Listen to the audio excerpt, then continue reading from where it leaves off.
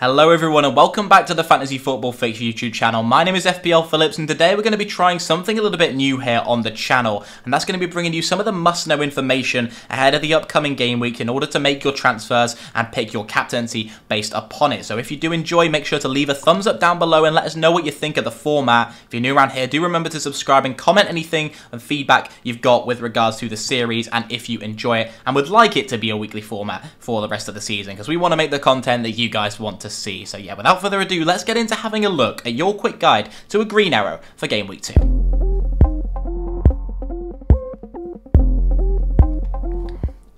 And what better way to kick it off than by having a look at the captaincy data and the captain picks that are most strong for game week 2. And of course, the main debate this week is going to be between Mohamed Salah and Erling Haaland, the two standout captaincy options who everyone owns, if not one, but both of in their sides. And so we've got to pick between these two assets. So here's the data in order to base your decisions upon. Erling Haaland comes out on top with predicted points for 7.90 compared to Salah's 7.50 across the next one game week. So only this week that we're basing that predicted points data upon. In terms of the ownership, Salah's still the more highly owned player, although I'd expect Haaland's to be nearer the 60 mark by the time we actually reach game week 2. So it's going to be real neck and neck. But in terms of effective ownership, which is very important in FPL, we can see that on Friday when it's released on the Fantasy Football Fix website. It takes the week to kind of gather as much info as possible. So that will be released then before the deadline in order to base your decision upon if you're taking into account effective ownership. So head over to the website in order to check that out. The link is down below in the description when it's released on Friday. And then, of course, we've got to take into account the fixture difficulty and also some of the data from game week 1. So in terms of the fixture difficulty and the opponents that the two players are facing, Bournemouth actually looked the better of the two defensive out of themselves and Crystal Palace in game week 1. Crystal Palace looked like to concede 1.28 expected goals conceded, but they were playing Arsenal, who looked a much tougher opponent than Aston Villa, who really didn't look ready for the start of the season when they faced the Cherries. But in terms of the data below with expected FPL points and individual data for these two players, Erling Haaland came in out on top for expected FPL points in game week 1 with 11.98 compared to Salah's 8.08. Of course, a chunk of that is coming from the non-penalty expected goal data being expected goal data. So when we take off the penalty in terms of the expected goals, his expected goals, Haaland's 1.74 drops down to 0.98, which is still a really, really nice total, don't get me wrong, but it's nowhere near 1.74, but still a massive, massive haul, and double Salah's expected goals from game week 1, and almost double Salah's average from last season, which was 0.55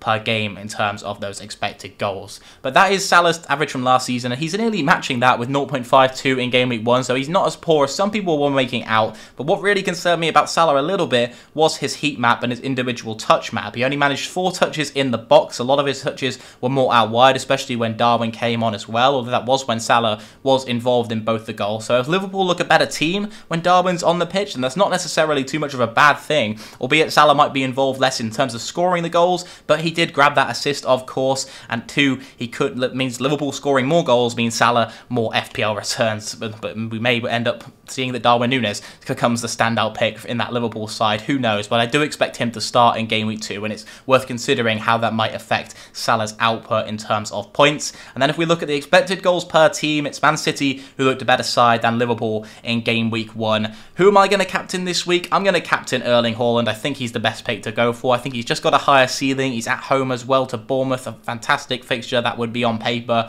I know Bournemouth have thrown a few little bits out there of maybe they could be a really strong defence, but I still think I trust the data. They're playing a recently promoted side who don't look great, and their manager came out at the start of the season and said they're not ready. Maybe that was just smoke, but I think that, to be honest, they didn't look the best. They are still missing key players in their squad, and I think Man City could put on a real show at home for their fans with the first week of the season. So Erling Haaland's going to be my captain. Let me know down below in the comments who's going to be your captain ahead of the game week 2 deadline. And so let's move on to having a look now at something a little bit different, some upcoming fixtures over the next couple of game weeks. And Manchester City, on the topic of them, are top for both the attacking difficulty and defensive difficulty when we look at the fixture analyzer over at fantasyfootballfix.com, which is a really, really useful tool. I recommend you guys go and check it out via the links in the description. But they had the highest expected goals of any team in game week 1 that you saw with that data. But when you take off the penalty, well, they were actually 5th behind a couple of teams, Newcastle, Liverpool, Brighton and Tottenham.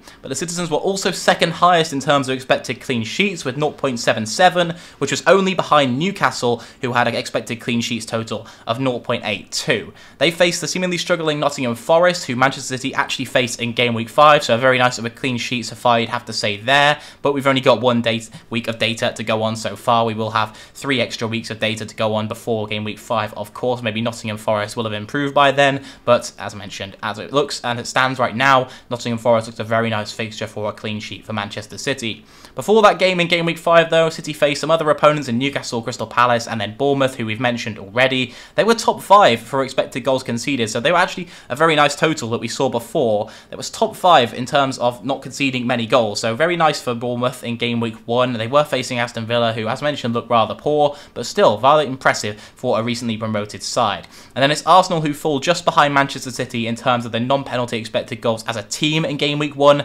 They had a total of 1.28 behind Manchester City with 1.33, and they're top for both, well, they're in the top 5 of both the attacking and defensive fixture difficulty as well, with 2nd and 3rd place respectively for them. Liverpool also make the top 5 for both, with 3rd and 4th for their attacking and defensive difficulty respectively, that you can see on your screens with their opponents. But yeah, very, very nice for them, and those 3 teams are pretty obvious teams to touch on, and players that you want to bring in for those teams are really already talked about in the FPL community. I think a Man City triple up does look rather nice. Perhaps adding a Kyle Walker to your Cancelo and Haaland may be the way to go, or you could even go with a Ruben Diaz or someone like that with Laporte out. I don't think he faces much risk of any rotation at all. I think both Walker and Diaz should be nailed as assets, which made me think maybe we should go the 1 mil cheaper and pick up Kyle Walker, who you can see on your screens right now. Martinelli at 6 million looks a standard option in the Arsenal attack right now. Jesus, of course, a lot of people already own it, around 70% ownership. So I'd stick with Jesus for now, of course, hold on to him. But Martinelli, if you don't own him already, looks wise to bring in and add to an Arsenal double up if you don't already have a triple up, which is very nice.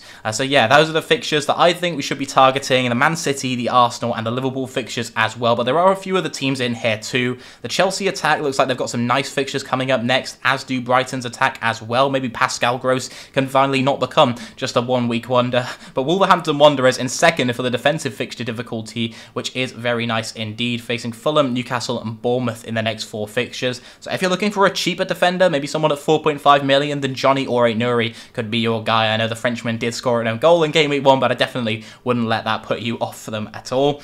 But then we've also got Brentford there, 4.5 million. Janssen provides a very nice option too, so I think going for him could be a nice pick for when perhaps Leon Bailey's fixtures go rather poor and you don't have the transfer available to take him out, or there's not another option in midfield you want to switch to. You could change up your formation, go for Janssen and bring him in and play him for those very nice fixtures from game week 3 onwards, when he faces Fulham, Everton, Crystal Palace, and a very nice fixture run for Brentford after that as well. It is worth considering. But last but not least, let's touch on the predicted points totals ahead of game week 2 and game week 2 alone. We saw the list with Haaland and Salah in, and we saw just their totals earlier on in the video, but here's the full list of the top 10, and Haaland, De Bruyne and Salah really are a league above the rest of the assets, with 7.9, 7.7 and 7.5 way ahead of 4th place, with Cancelo in terms of 5.5 predicted points for the Portuguese man. There's some other assets in there like Alexander-Arnold, Robertson, who are all obvious picks, but Jarrod Bowen's really a standout one with 5.1, who's going under the radar a lot, given that he faced Manchester City in game week 1. He didn't do anything against Manchester City of any real significance in terms of being flagged as a high popular FPL asset, so definitely worth considering. I'm sure people who own Jarrod Bowen right now are sticking very quiet about him. He scored over 200 points last season, and he's a proven Premier League goal scorer really, so when West Ham do well, I'm sure he'll be involved, and we'll be talking about Jarrod Bowen very soon. But 8.5 does make it a difficult price point to move for this week, and really I would wait and see on him, but definitely one to keep an eye on for sure. When we look at the predicted points across the next 5 game weeks and not just this 1 game week here, we can see the same top 3 but in a slightly different order, with Haaland first, Salah in 2nd and De Bruyne in 3rd, averaging 40.8 predicted points between them over the next couple of game weeks. It's Reece James down in 4th, who has a tricky fixture this week against Tottenham and so isn't in this list, but his total was only 31.5 predicted points, which is way off that average of 40.8. So as mentioned, there's a very big gap, almost a 10-point gap between 4th place and the top 3. So if you're looking for 3 premiums, then maybe Salah, De Bruyne and Haaland are the way to go, but we have to pick 2 pretty much right now,